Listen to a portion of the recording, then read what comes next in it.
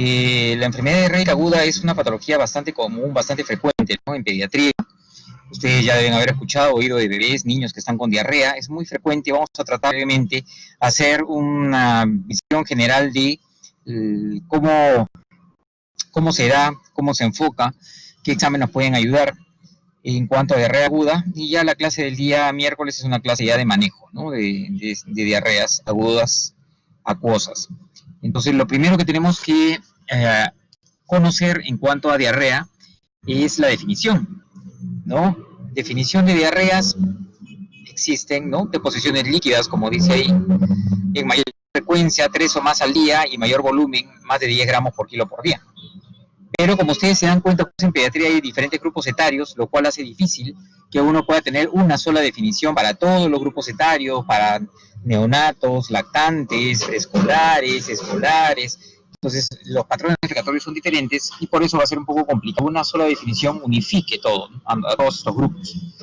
Entonces, lo más fácil y sencillo que también la OMS sugiere es considerar la diarrea como el incremento en la frecuencia y el volumen de las deposiciones, con disminución de la consistencia de las mismas.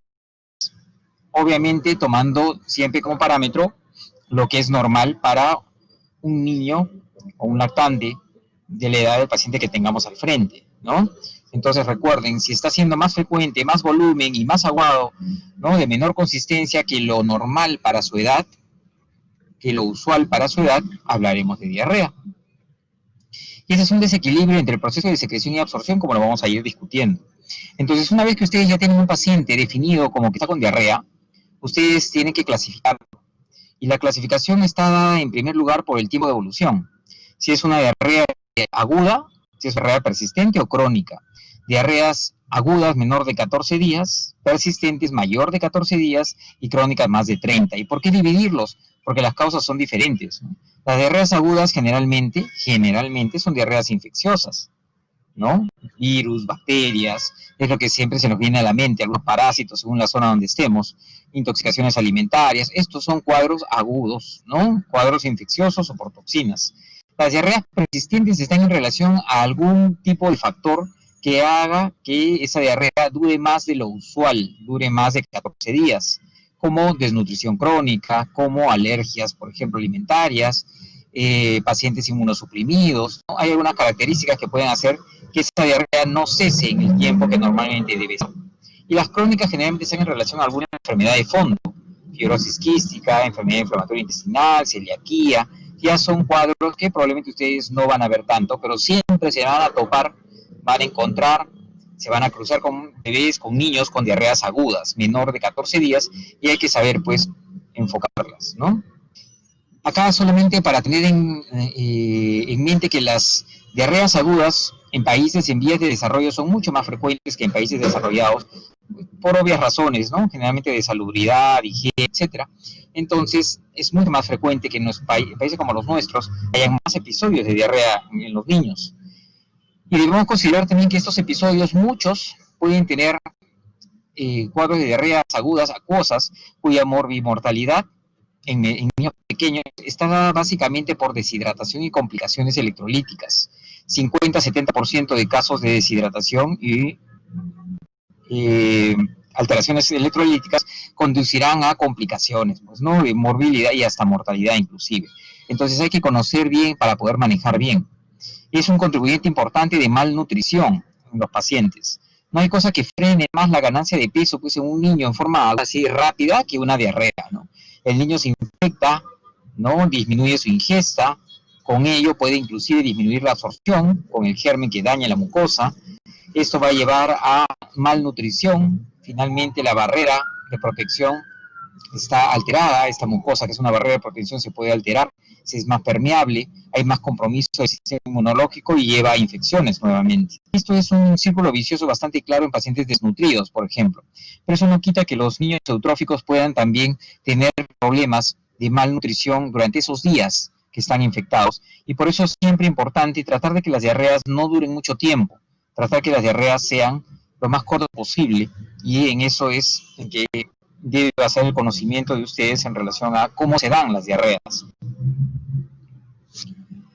La diarrea es mucho más frecuente, pues, en niños pequeños, en lactantes, ustedes ven que en menores de 24 meses o de 6 a 24 meses es la mayor población. En menores de 6 meses que están con lactancia materna exclusiva, mucho menos frecuente por los factores de protección de la leche materna, porque se contamina menos, ¿no? Porque es un envase estéril y la mamá hace su higiene, versus el niño que está con biberón, ¿no? Cuando un bebé menos de 6 meses llega con un cuadro de diarrea, uno siempre tiene en la mente preguntarle, señora, ¿y su niño toma biberón? Porque los menores de 6 meses con lactancia materna exclusiva no suelen tener cuadros de diarrea generalmente, ¿no? Pero la población más afectada siempre, menores de 24 meses, y por eso las unidades de rehidratación oral básicamente tenían cunas, ¿no? En sus ambientes. Por eso cuando hablamos de niños con diarrea, lo que nos viene a la mente es un lactante, ¿no? Generalmente es un lactante, porque es la población más afectada. Recuerden también que las diarreas agudas acuosas son las más frecuentes de lejos, ¿no? Hay diarreas agudas disentéricas también, pero las diarreas agudas acuosas son el 80 o 90% de los cuadros de diarrea aguda, las acuosas. Y estas son importantes no solo por frecuencia, sino porque tienen una importante morbilidad y mortalidad, y porque son muy prevenibles con suero, con manejo de suero o terapia de rehidratación oral. Entonces, eso hace especialmente importante conocer las diarreas agudas acuosas y que ustedes aprendan a manejarlo un poco con lo que vamos a conversar ahora y en la próxima clase. Las disentéricas son mucho menos frecuentes, 10% más o menos de los cuadros de diarrea aguda. La morbilidad no es tan alta y estas no son muy prevenibles con manejo de terapia de rehidratación oral por la fisiopatología que vamos a ir conversando. Pero antes de pasar a la fisiopatología debemos entender un poco la fisiología del tubo digestivo. Un alimento llega al tubo digestivo, ¿no? Se digiere en la parte alta, se fragmenta y luego es absorbido, ¿no? Es absorbido hacia el lumen vascular y además hay un componente de secreción. Hay entonces un componente de absorción y de secreción en un balance que generalmente está a favor de la absorción. Pero recuerden también que el intestino amplía su superficie de absorción a través de algunas características. Intestinos que tienen vellosidades, que amplían su absorción. Y vellosidades que tienen enterocitos con microvellosidades, lo cual amplía su superficie de absorción. Entonces, tenemos vellosidades con enterocitos y microvellosidades, ¿no? En toda la superficie de estas vellosidades. Y recuerden que a nivel de estas vellosidades se van a dar la absorción y la secreción. La absorción se da a nivel de los ápices, en la parte alta de las vellosidades, y la secreción se da a nivel de las criptas, que son estas zonas basales. Entonces, hay un balance entre absorción y secreción, a favor siempre de la absorción. Y recuerden también que los enterocitos van madurando y van viajando de la zona de las criptas, van viajando hasta los ápices de las vellosidades. Esa es la forma en que maduran. ¿Y cuánto demora esto? En promedio 5 días. Es lo que demora el enterocito que va migrando desde la base hasta el ápice. Y esa es la forma en que regeneran las vellosidades intestinales, de cripta hacia ápice. Eso es especialmente importante cuando conversemos en relación a algunos daños de mucosa que pueden haber. Ustedes recuerden entonces, si yo tengo algún agente que genera lesión a nivel de los ápices de las vellosidades, entonces la regeneración de la mucosa se va a ir dando progresivamente de criptas hacia ápices, ¿no? Entonces vamos a demorar 5 días en promedio en que se regenere esta vellosidad intestinal y funcione normalmente. Vamos a entender mejor cuando hablemos un poquito de fisiopatología. Entonces, normalmente pues hay un contenido en el lumen intestinal, un contenido de alimento líquido en el lumen intestinal, y este tiene que atravesar el enterocito, atravesar las membranas vasolaterales para poder llegar al polo vascular. Eso es lo que normalmente se va a dar, y aquí es donde se va a dar pues absorción y secreción, ¿no? A nivel del intestino. Importante recalcar que la absorción tiene varios mecanismos, y el principal es este cotransporte de sodio y glucosa. Ese es el principal mecanismo de absorción. Es el principal porque este mecanismo de cotransporte de glucosa no se ve afectado por los patógenos, a diferencia de otros mecanismos que sí se ven afectados por patógenos. Y al no ser afectado por los patógenos, se puede utilizar en diferentes tipos de diarrea, especialmente diarreas acuosas. Un sodio y una glucosa se encuentran en el lumen intestinal. Este sodio y esta glucosa ingresan, ¿no?, juntos a través de este cotransporte. Una vez que ingresaron, este sodio, a través de una bomba de sodio, potasio, ATPasa, ingresará al polo vascular, arrastrando agua del lumen hacia el polo vascular. Entonces, esta es la base de la terapia de rehidratación oral, ¿no? El ingreso de sodio y glucosa en un cotransporte que finalmente arrastrará agua hacia el polo vascular. Recuerden siempre que esto se va a dar si ustedes utilizan un suero adecuado, un suero de rehidratación oral, un suero adecuado, un suero que tenga una proporción de sodio y glucosa también 1:1 adecuada para ser absorbidos de la mejor forma. Porque si ustedes dan un suero de rehidratación oral que tiene demasiado contenido de azúcar, finalmente van a crear una gradiente osmolar en el lumen intestinal y este cotransporte no va a ser adecuadamente funcionante. Finalmente no va a haber pues esta rehidratación que uno quiere. Por eso vamos a comparar en cuanto a tipos de sueros, ¿no?, que hay algunos que son adecuados y hay otros que no son muy adecuados en relación a eso, a esa carga osmolar que puede finalmente generar que este cotransporte no funcione y no logre rehidratar al paciente. Recuerden entonces, hay elección de sueros según el caso.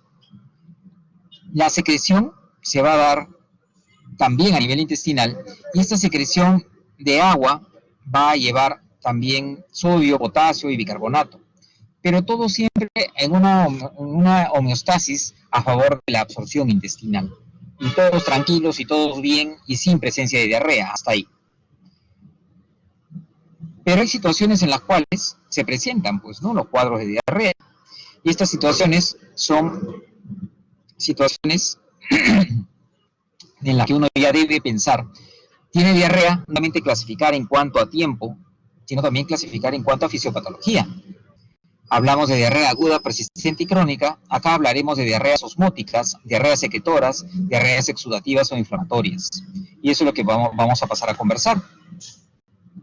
Las diarreas acuosas son diarreas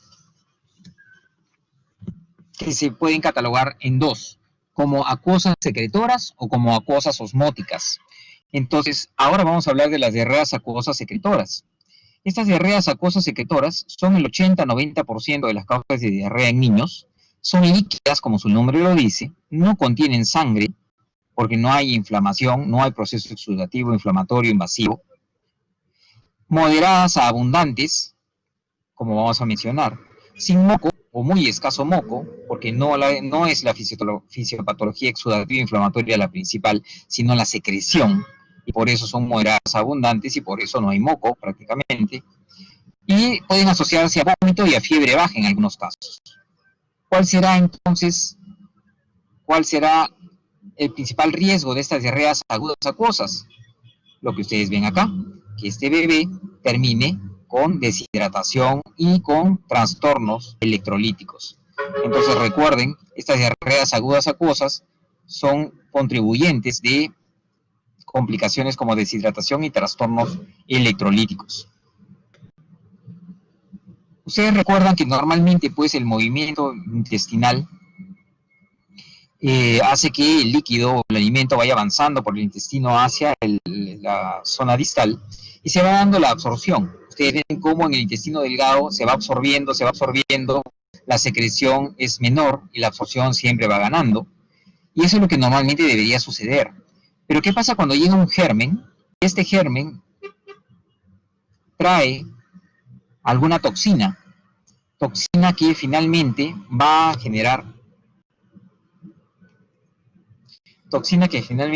generar una activación del sistema de AMP cíclico. Esta activación del sistema de AMP cíclico va a fomentar la secreción de agua y electrolitos a nivel de las criptas. Hablamos de la zona basal. Entonces la parte absortiva es superada por la secretora. Y de esa forma, lo que vamos a tener es que finalmente hay pérdida de agua y electrolitos. Ya no hay tanta absorción, sino hay más secreción. Este balance que había inicialmente se rompe, finalmente predominando la pérdida de agua y electrolitos con los riesgos de deshidratación y con los riesgos de trastornos, ¿no? Y manifestaciones de trastornos hidroelectrolíticas. Entonces, estos gérmenes, estas toxinas van a generar esta activación del AMP cíclico y finalmente diarreas, por eso, moderadas, abundantes y acuosas, porque se activa la secreción. No tiene relación con el ayuno, esta activación de secreción, como lo vamos a conversar y entender mejor en las siguientes diapositivas. Recuerden que estas diarreas acuosas pueden ser por diferentes razones, básicamente por enterotoxinas y generalmente virales en niños. Cuanto más pequeño el niño, las diarreas virales son la causa más frecuente. Las diarreas virales a la cabeza, pues rotavirus, norovirus, ¿no? Estos virus, el adenovirus, son los virus más frecuentes que generan diarrea en los niños.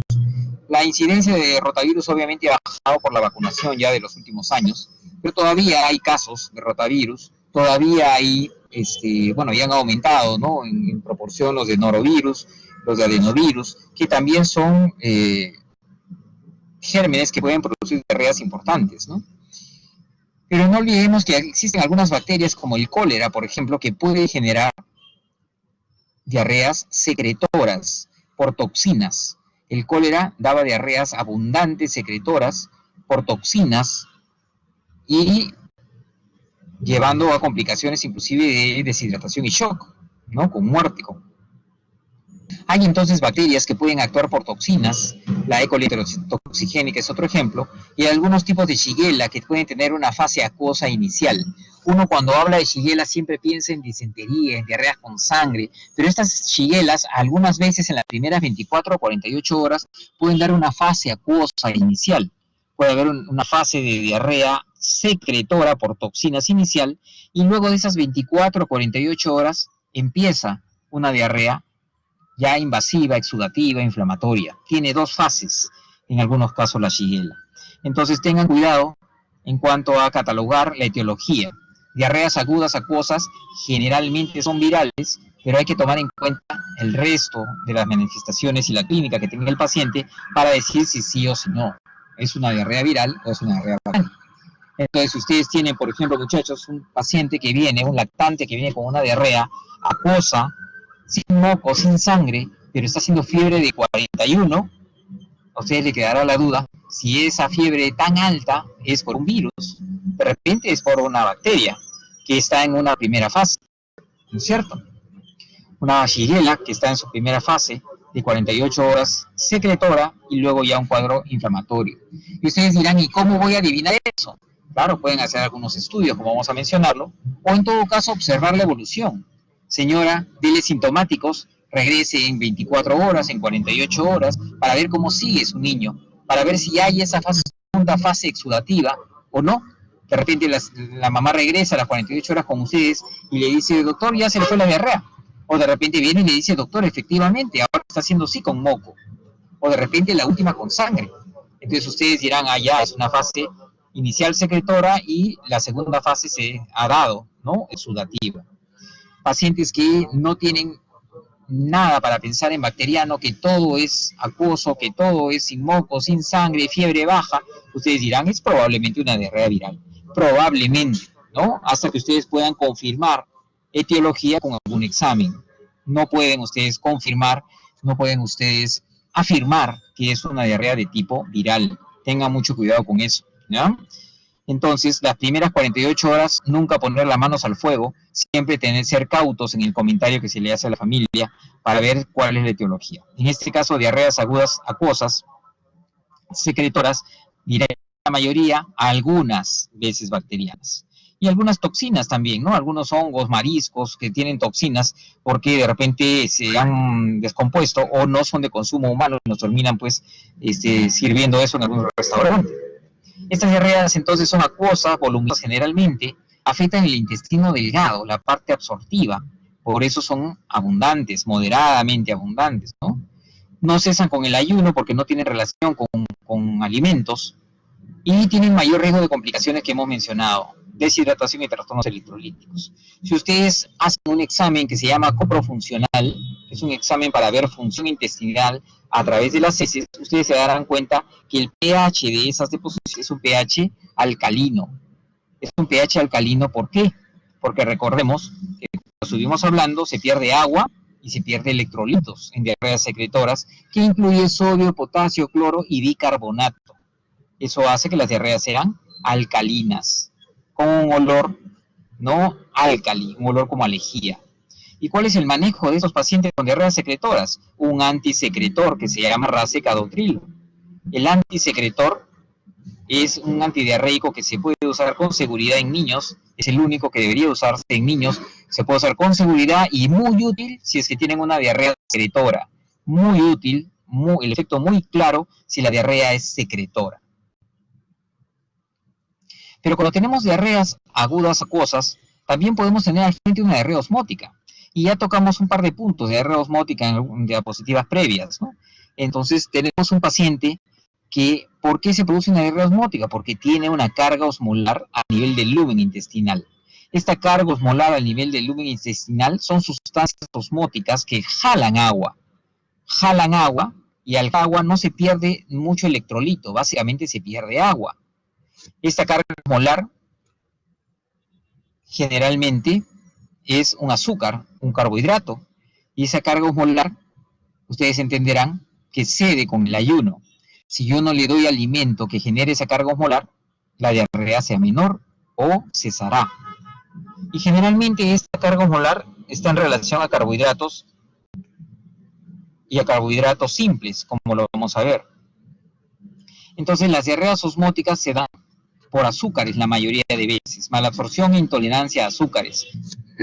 La principal malabsorción e intolerancia es la deficiencia de lactasa, que generalmente en niños en niños pequeños, menores de 3 a 5 años, son diarreas osmóticas con intolerancia secundaria, postenteritis. Alguien que tenía curiosidad y estaba investigando, se dio cuenta que ¿dónde están las disacaridasas? Se dio cuenta que las disacaridasas están en las microvellosidades, pero también se dio cuenta que las disacaridasas no están distribuidas por igual, y la lactasa es la que está en la zona más apical, más alta de las vellosidades intestinales. Por eso yo les mencionaba hace unos minutos que si ustedes tienen algún evento germen que daña la mucosa y daña la zona apical de las vellosidades, va a generar problemas, y problemas de absorción y de lactasa, porque aquí en la parte más alta es donde está la lactasa en mayor densidad. Entonces, por eso es que la intolerancia a la lactosa es la intolerancia más frecuente y es postenteritis, postinfección secundaria, es la más frecuente, recuérdenlo bien. Entonces, alteración de la superficie dañará y generará esta intolerancia. Y estos carbohidratos, azúcares simples como la lactosa o como la sacarosa, por eso tampoco hay que dar mucho azúcar a los niños ni cosas muy dulces a los niños, porque generará el mismo fenómeno osmolar en el lumen intestinal. Va a generar síntomas, y va a generar síntomas, como para ejemplificarles, debido a lo siguiente. Cuando una persona no tiene problemas con la lactosa es desdoblada en el intestino delgado, es desdoblado glucosa y galactosa y absorbido. Pero cuando hay intolerancia a la lactosa porque se dañó la mucosa intestinal y la densidad de lactasa no es suficiente, no se desdobla la lactosa como debe ser y finalmente termina en el intestino grueso, donde hay bacterias y las bacterias fermentan a ácidos orgánicos, gas y finalmente manifestaciones se darán en relación a esa llegada al intestino grueso, al colon. Diarrea, cólicos, balonamiento, distensión, ¿entienden? Entonces, esa es una diarrea por intolerancia, esa es una diarrea osmótica. Pero estas diarreas, como le dije, generalmente son postenteritis, y al ser postenteritis son transitorias. ¿Cuánto demoran? En promedio una semana en resolver. ¿Y por qué demoran una semana en promedio? Por esos 5 días que necesita la mucosa intestinal para reepitelizar, que vaya ese enterocito de la cripta hasta los ápices, como lo mencionamos en una diapositiva anterior. Entonces, es el tiempo que yo debo mantener al paciente sin cargos molar. Eso quiere decir, si tengo problemas con la lactosa, cambiarle a una fórmula sin lactosa. Tiempo promedio, 5 o 7 días de dejarlo con fórmula sin lactosa, para intentar nuevamente ya retomar la fórmula normal luego de ese tiempo, porque ya se reepitelizó, esos enterocitos ya viajaron de la cripta hasta el ápice y reepitelizaron esas vellosidades intestinales dañadas. Hay componentes entonces postenteritis, pero también hay componentes o causas exógenas como laxantes, magnesio, lactulosa, polietilenglicol, laxantes osmóticos que generan un cuadro igual de diarrea osmótica, antiácidos que tienen magnesio que pueden dar también diarreas osmóticas, o el uso excesivo de azúcares, ¿no? Mamá, mi hijito está con diarrea. Entonces la abuelita le dice, ya, llévalo a la clínica, lo llevan a la clínica y le dan para tomar Powerade, Gatorade al bebé que tiene de repente 1 año. Y ese Powerade y Gatorade está lleno de azúcar. Y ven que esas son soluciones para rehidratar a deportistas por pérdida por ejercicio. Tienen una cantidad de azúcar impresionante y pocas sales, poco sodio, poco potasio, casi nada de potasio, muy poco sodio, y abundante azúcar. ¿Por qué? Para generar ATPs rápidamente a través de la glucosa y seguir haciendo el deporte que les corresponde. Entonces, esas soluciones no son adecuadas para niños pequeños que están con diarrea, porque finalmente genera cargos molar y esa sacarosa, en este caso, va a generar lo mismo que hemos mencionado para la lactosa, una diarrea osmótica. Tengan en cuenta entonces, eso es muy importante recordar. Sueros adecuados, sueros inadecuados. Entonces, estas diarreas osmóticas son diarreas que son acuosas también. Pueden ser esteatorreicas si el problema es grasa, o sea, aceites, como una diarrea por giardia, por ejemplo. La giardiasis produce diarreas con esteatorrea y también pueden ser agudas. Ceden con el ayuno. Me parece que ya claro está que si yo tengo un bebé que recibe lactosa y tiene problemas con la lactasa, finalmente ustedes se darán cuenta, como vimos en la diapositiva anterior, terminará generando gases, generando diarrea, cólicos, balonamiento, como mencionamos. Entonces, estos pacientes, si yo le quito el sustrato, yo le quito la lactosa, finalmente disminuirá la diarrea. O lo pongo en ayuno, lo dejo en NPO, lo dejo sin recibir alimentación en una emergencia con su suerito durante varias horas, bajará el flujo fecal en forma evidente, ¿no? O no hará diarrea, porque no le doy el sustrato, que es la lactosa, porque en ese momento la mamá no le va a dar de lactar. O finalmente le digo, señora, parece un problema de intolerancia a la lactosa, dele usted una fórmula sin lactosa y pasará exactamente lo mismo. Cederá con el ayuno o mejorará al quitar el sustrato.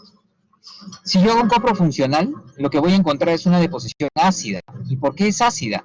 Porque hablamos que fermenta y que produce ácidos orgánicos, ¿no? Esos ácidos generalmente darán ese aroma avinagrado, ácido, por la fermentación. Y esto además escaldará mucho al bebé. Son muy irritantes estas diarreas ácidas, recuérdenlo bien, porque esa va a ser la clínica, ¿no? Doctor, mi bebé lo traigo haciendo diarreas abundantes cada vez que lacta, de muy mal olor, y se ha escaldado y está que llora por escaldadura. Ustedes pensarán en diarrea osmótica, ¿no? Doctor, mi bebé lo traigo porque no cesa de hacer diarrea, ya tiene varios días ya con diarrea, primero con fiebre, ahora ya no fiebre, ahora está de mejor ánimo, pero cada vez que lacta hace diarrea. Antes no era así, ahora ya es así. ¿Qué hago? Ustedes pensarán en una malabsorción e intolerancia a la lactosa. En el copro funcional ustedes verán también el parámetro sustancias reductoras o test de Benedict, que habla de problemas con azúcares, malabsorción azúcar, lactosa por frecuencia, como lo mencionamos, es lo que uno infiere. Y Sudán, que habla de malabsorción a grasas. Entonces, finalmente, si yo tengo una diarrea osmótica, lo que tengo que darle, en el caso de que yo esté pensando en intolerancia a la lactosa como causa frecuente, tendría que darle una fórmula sin lactosa. Ese es el manejo, como les acabamos de ejemplificar. Las diarreas, entonces, acuosas pueden ser osmóticas, pueden ser secretoras. Pero hay diarreas exudadas inflamatorias con sospecha de bacterianas o hasta disentéricas. Recuerden que las diarreas disentéricas son diarreas con sangre, ¿no? Diarreas con sangre. no deposición con sangre, sino diarreas con sangre. Implica eso la definición de disentería. Son menos frecuentes, 5 a 10%, moco generalmente evidente, puede tener sangre, catalogándose como disentéricas, estas diarreas inflamatorias exudativas, poco volumen y frecuente, poquitito y frecuente, poquitito y a cada rato, es lo que caracteriza a estas diarreas, ¿no? Finalmente no hay un fenómeno secretorio importante y por eso no hay tanto volumen. Y el niño tiene pujo, tiene tenesmo, como que no termina de defecar y tiene deseo de seguir defecando, como que el niño se queja y tiene dolor al momento de defecar, tiene cólicos al momento de defecar también, cólicos abdominales, aparte de una defecación dolorosa. Eso habla de una diarrea inflamatoria, exudativa, y la fiebre alta, fiebres que generalmente están por encima de 3,5. Las fiebres virales, las fiebres generalmente por agentes virales es menos de 38,5. Fiebres altas, entonces, también sugerirá. Ustedes recuerden y entiendan que hay que sumar características para que ustedes digan esto parece viral o parece bacteriano, debería ser tal cual examen. Deposiciones con poco, deposiciones con rajo de sangre, como ven en las fotos inferiores inclusive. Y estas diarreas inflamatorias son diarreas que se deben pues a daño de enterocito e inflamación. Hay colonización y adherencia, invasión muchas veces por citotoxinas que dañan los enterocitos, y esa respuesta inflamatoria da el moco. Y esta respuesta inflamatoria y esta invasión puede hacer que sangren capilares y dar esas disenterías que ustedes ven. Entonces recuerden, las diarreas exudativas por moco, la mucosa se defiende produciendo moco, inflamatorias y muchas veces hasta disentéricas por invasión y daño de capilares y sangrado, ¿no es cierto? Las causas de estas diarreas son infecciosas. Las más frecuentes, diarreas exudativas inflamatorias, lo más frecuente de lejos siempre hay que pensar en infeccioso, que puede ser bacterias o parásitos, ¿no? Pero también hay otras causas, así como hablamos que hay otras causas de osmóticas y hay otras causas de secretoras, hay otras causas de inflamatorias exudativas como las alérgicas, mucho menos frecuente en realidad, pero también a tenerse en cuenta si un paciente con diarrea exudativa no mejora con un tratamiento antibiótico, por ejemplo, si ustedes sospechan en bacteriano. Piensen en la opción o es un parásito o es un cuadro alérgico.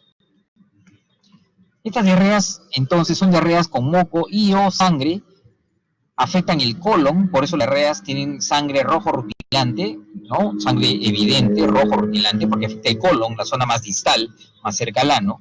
Menos riesgo de deshidratación según el patógeno.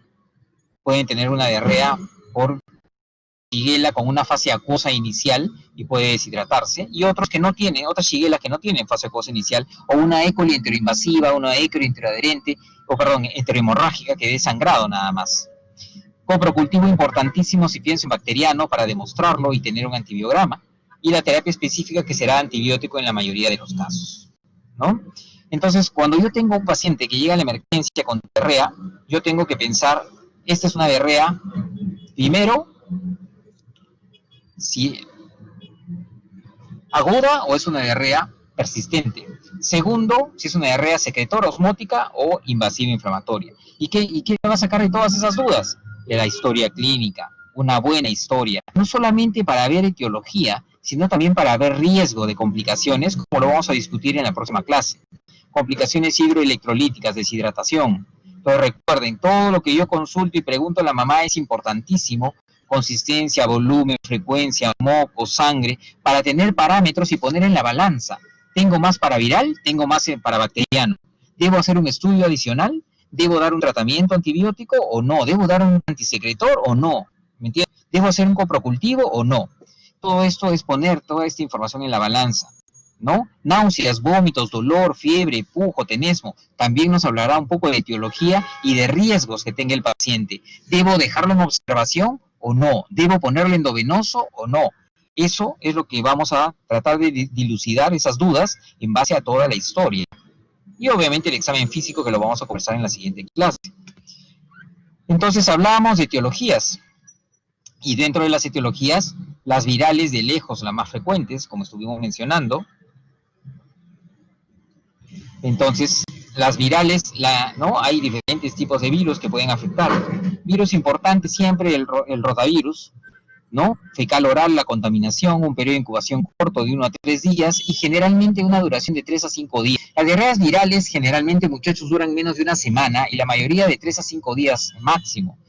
Menos de una semana no debe sobrepasar una diarrea viral. Sobrepasa la semana, piensen en que se está complicando con algo ese paciente, porque el virus probablemente ya se murió. El rotavirus es causa frecuente también de diarreas severas en niños menores de 2 años y era la principal causa de pacientes hospitalizados. Importante, por eso es que se terminó creando la vacuna contra el rotavirus. A menor edad, mayor riesgo de severidad y complicaciones, ¿no? Los que más se complicaban y más se morían eran los más chiquititos. El inicio brusco, diarrea acuosa, vómitos muy frecuentes. Miren, 85% de los pacientes cursan con vómitos, fiebre en 40% de los casos, generalmente baja, y hay inclusive síntomas respiratorios, pero no siempre, ¿no? En un 40% de los casos pueden haber inclusive un cuadro respiratorio asociado a este rotavirus con diarrea. Excreción hasta 2 semanas después del inicio de los síntomas, o sea, el paciente sigue excretando virus, a pesar de que ya no hay que tener cuidado y lavarse bien las manos y explicarle a la familia. Y contamina los objetos y se mantiene varios días, como ustedes ya, bueno, ya eso lo han visto, ¿no? En muchas cosas, en muchas discusiones y artículos en relación al coronavirus. Este virus igual se mantiene en los objetos durante varios días y por eso puede seguir contaminándose, ¿no? La familia. La vacunación, recuerden, no protege al 100%, protege de los cuadros severos, pero el paciente puede tener diarrea por rotavirus, leve, no severa. Pero el hecho de que un paciente tenga vacuna de rotavirus no es garantía de que no más va a rotavirus, por si acaso, ¿no? Puede tener rotavirus, pero cuadros leves. Y el rotavirus es un germen que llega al enterocito, se adhiere, ingresa, se multiplica dentro del enterocito y luego lo abandona y este enterocito queda dañado. Entonces, a través de este mecanismo de acción, este rotavirus va a dañar el ápice de las vellosidades, como yo les estuve explicando. Hay un daño del ápice de las vellosidades y finalmente estas vellosidades afectadas por estos virus terminan así. Y al dañarse el ápice de las vellosidades, hay alteraciones en la absorción. Y al dañarse las vellosidades, hay alteraciones en las disacaridasas, porque los ápices están comprometidos. Finalmente, con malabsorción a carbohidratos, intolerancia a la lactosa. Pero actúa también a través de toxinas.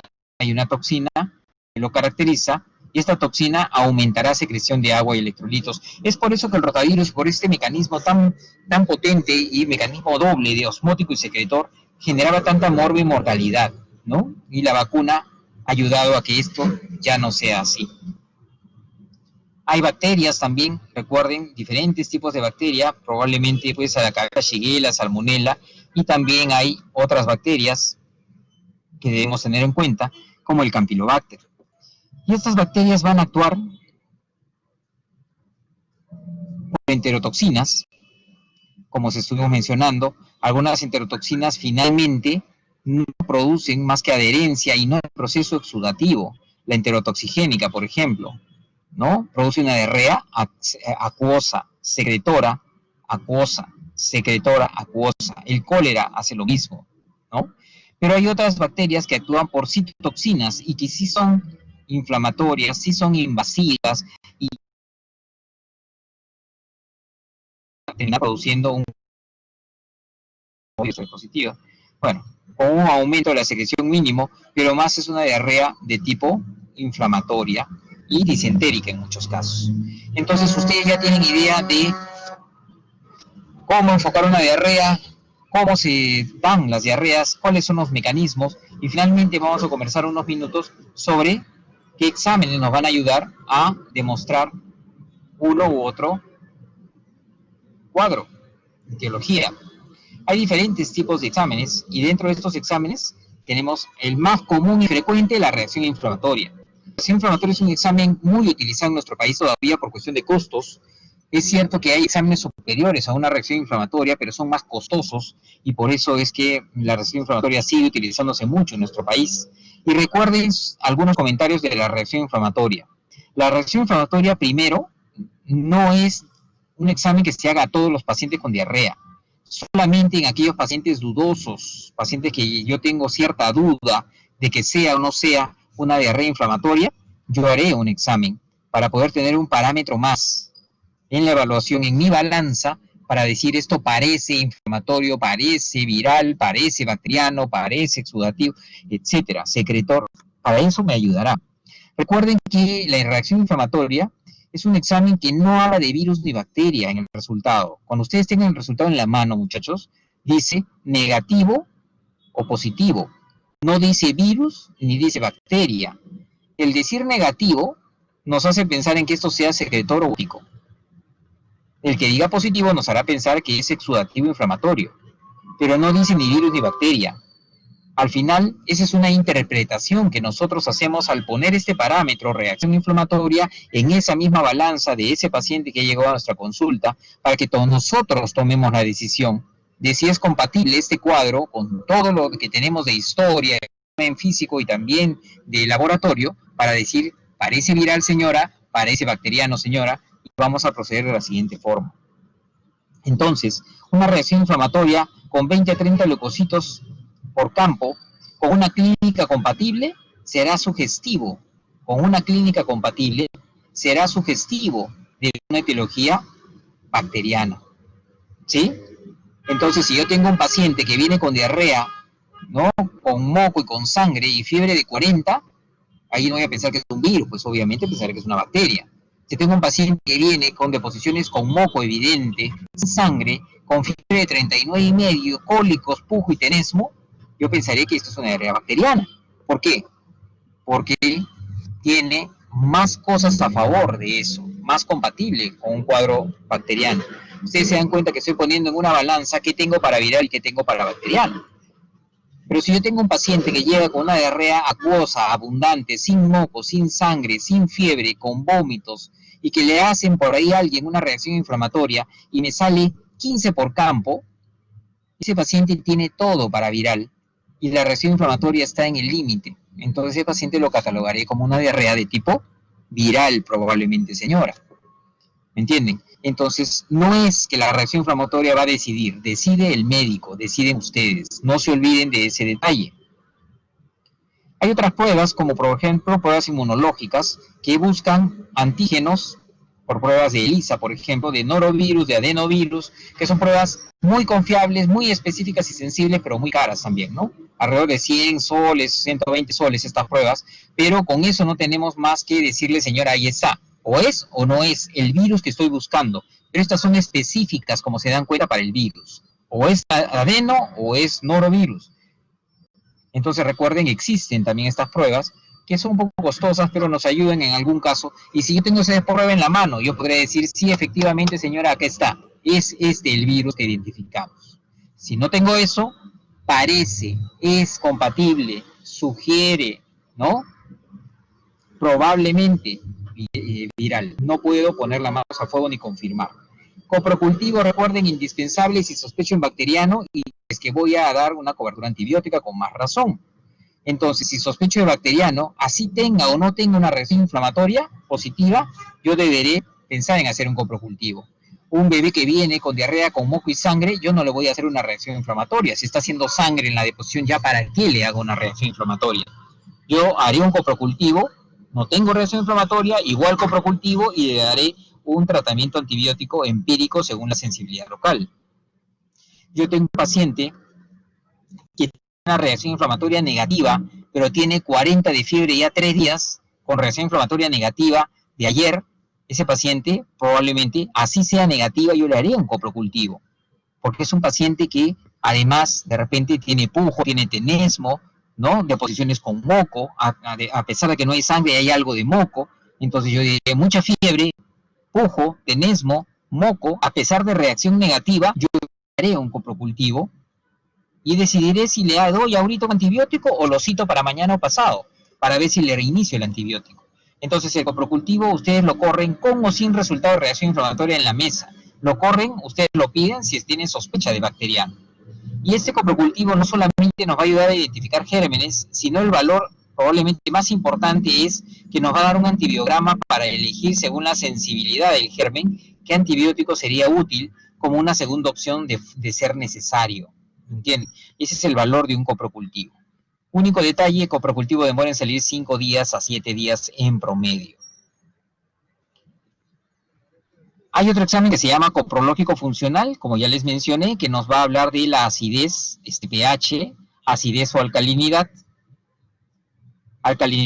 diarrea secretora, acidez, diarrea osmótica.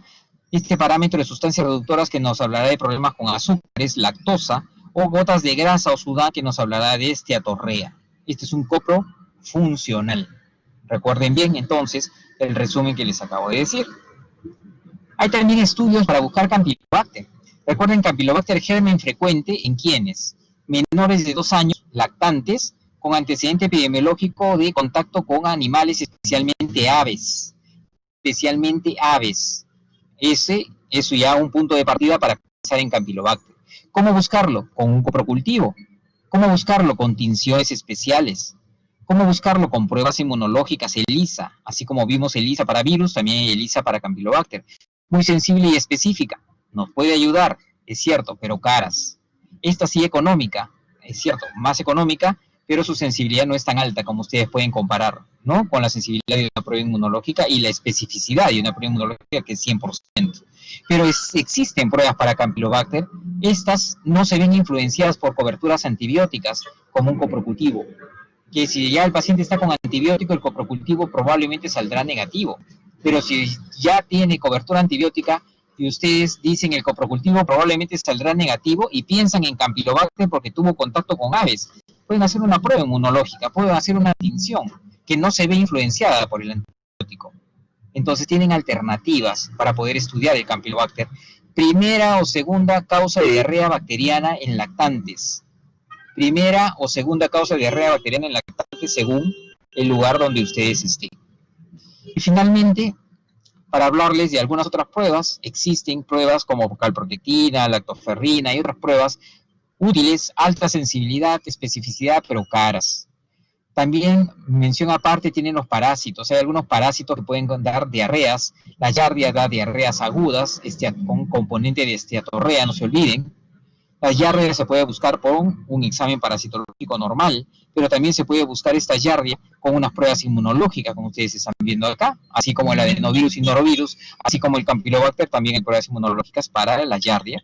Y los oportunistas, ciclospora, isospora, criptosporidium, con tinciones especiales, no Lugol para parasitológico común, sino tinciones especiales para gérmenes oportunistas. Si ustedes piensan en inmunosupresión, de repente en un paciente que tiene diarreas muy frecuentes asociados a otros cuadros infecciosos en los últimos meses.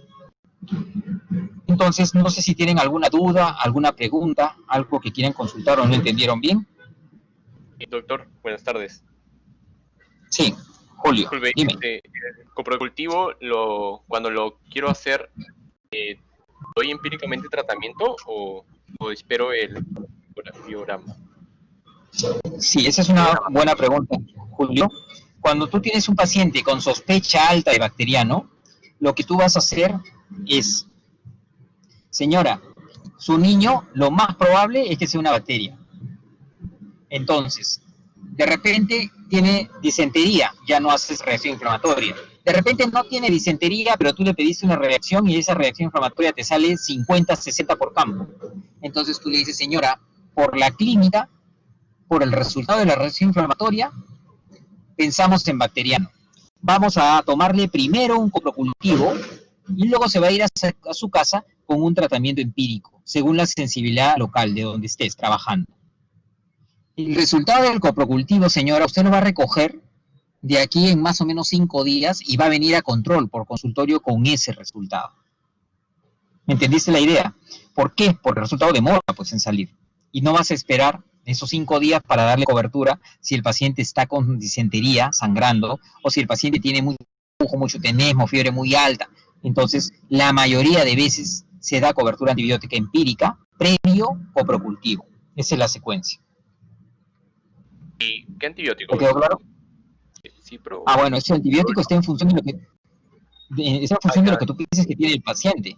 Por ejemplo, si tú tienes un bebé, y esa es otra buena pregunta, si tú tienes un lactante, ¿no? Un lactante, pues un niñito menor de 2 años, y este niñito se ha ido, pues, no sé, ha estado de paseo en el Parque de las Leyendas, o ha estado de paseo en las Islas Ballestas, entonces si termina con diarrea, tú dirás, ajá, ese bebé no tendrá una diarrea por Campylobacter. Entonces, ¿qué haces? Le das tratamiento con un antibiótico que cubra Campylobacter, que puede ser un macrólido, por ejemplo, acitromicina, eritromicina, ¿no? Sería la alternativa. El Campylobacter, recuerden que es un germen que no es muy agresivo, ¿eh? Puede dar diarreas disentéricas, Julio, pero no necesariamente da pujo, ni tenesmo, ni fiebre de 40. Da fiebres bajas, cuando no da mucho cólico, el paciente en general está como así, más o menos tranquilo, ¿no? En cambio, si tú tienes un paciente con shigellosis, Julio, es un paciente que está con pujo, cólico, tenesmo, o sea, está realmente muy fastidiado, con fiebres altas, ¿no? Y este paciente no tiene antecedente ninguno en particular, tú pensarás de repente en Shigella, a pesar de que sea un niño de 2 años, ¿no? Entonces, muy sintomático, muy tóxico luce el paciente, pensarás tú en shigellosis. Y en ese caso tú podrás dar cobertura para eso. ¿Qué puedes darle? Acitromicina cubre algunas shigellas, puedes darle furazolidona como una segunda alternativa, ¿no? Para cubrir esas opciones. Entonces, por eso te digo, depende de lo que tú estés pensando. Tienes un niño más grande, tienes un niño de repente de 8 años con diarrea, todas las de bacteriana, y tú dices, voy a hacerle coprocultivo, señor, y le daré un antibiótico previamente. Le daré un cultivo previamente y le daré un tratamiento antibiótico para que use en casa. Entonces, ¿qué puedes utilizar en esos pacientes? Podrías utilizar furazolidona, pero hay que, algunas veces no les gusta mucho el sabor en jarabe, tú puedes darle de repente alguna alternativa para, si es grandecito y pasa pastillas, de repente le puedes dar cipro, ¿no? Si es un paciente que tiene ya, ¿no? Alrededor de 10 años, tú puedes trabajar con cipro. Para 8 años tendrías que usar un jarabe, ¿no? Entonces, según lo que tú tengas al frente y las opciones etiológicas, tú vas a decidir qué cosa le darás, ¿no? ¿Qué antibiótico será el ideal para tu paciente? ¿Te quedó claro, Julio? Sí, doctor, gracias. Ok. Si tienen alguna otra duda o pregunta. Doctor, una pregunta. Disculpe, buenas tardes. Sí, Melvin, ¿cómo estás? En las diarreas por Campylobacter, bueno, cuando ya está, se puede decir, confirmado el Campylobacter, el tiempo de observación del paciente, ¿cuánto debería ser? Porque parece que el Campylobacter está asociado a algunas enfermedades que han aparecido últimamente, hace no mucho tiempo, pero se asocia bastante al Campylobacter. Ah, sí, claro, hay algunas enfermedades que tienen como antecedente justamente pues una diarrea, y una diarrea por Campylobacter, ¿no? Como el Guillain-Barré, por ejemplo. Entonces, generalmente ese antecedente está 1 a 2 semanas previas. Es 1 o 2 semanas previos a la manifestación de alguna otra enfermedad secundaria como estas neurológicas, ¿no? Que estamos comentando. Entonces, no es frecuente, o sea, tampoco es que todo paciente con Campylobacter le vas a dar la sugerencia y le vas a decir que puede tener pues un cuadro posterior neurológico de Melvin, ¿eh? Generalmente es al revés. Cuando tienes un paciente con un problema neurológico, tú dices, ya, este paciente puede tener un antecedente, ¿no? Pero no es que todos necesariamente vas a obtenerlos en un periodo de observación, por si acaso. La mayoría de veces no hay ningún problema con la mayoría de pacientes que han tenido Campylobacter, ¿no? ¿Alguna otra duda, pregunta? Doctor, buenas tardes. Doctor, una consulta. Usted Sí, mencionó al inicio acerca de en diarreas acuosas que se le daba como tratamiento una terapia antisecretora y dentro de estas el racecadotrilo. Eh, ¿Cuál sería la dosis que se le puede dar o cómo iniciaría el tratamiento con este? ya. A ver dónde llegamos por acá. El racecadotrilo es un antisecretor. El racecadotrilo viene en presentaciones de sobrecitos y viene en presentación de cápsula. Si hablamos de niños pequeños, tú tienes 2 presentaciones en sobre, una de 10 miligramos y una de 30 miligramos. La dosis que tú, bueno, si te interesa, me gusta saber, la dosis que se utiliza es 1.5 miligramos por kilo por día. Entonces tú calculas según el peso y ves qué sobrecito te acomoda, si el de 10 miligramos o te acomoda más el de 30 miligramos. ¿Cómo se da esto? Generalmente se da cada 8 horas, se divide en cada 8 horas. ¿Cuánto tiempo? Generalmente se da 2 a 3 días, que es el periodo que te dura una diarrea secretora. El peor momento, Stephanie, para una diarrea secretora, el peor momento son las primeras 72 horas. O sea, una diarrea secretora te va a generar problemas importantes generalmente en las primeras 72 horas. Y por eso es que el tratamiento antisecretor generalmente es eso, 2 a 3 días. Después de eso ya se va autolimitando, se muere el germen, va bajando la secreción espontáneamente y por eso ya va a poder suspender el antisecretor. ¿Está claro? Sí, doctor, está bien, muchas gracias. Ok. ¿Alguien más? ¿Algo más que quieran?